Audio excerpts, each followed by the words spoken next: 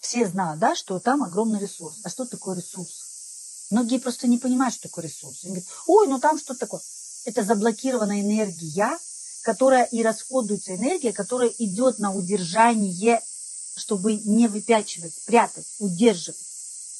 И ресурс это потому, что туда эта энергия уходит, а когда мне не надо будет эту дверь держать, вот представьте сейчас метафорично, мы вот так напряглись и держим эту дверь.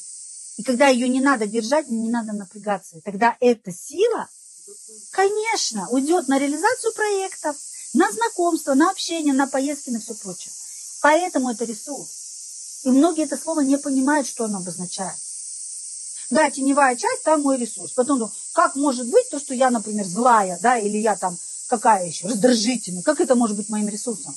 Вот он ресурс. То, что я не понимаю, я удерживаю, трачу энергию. Если я эту энергию не трачу, значит я что? Иду и эту энергию в другом месте применять. Все.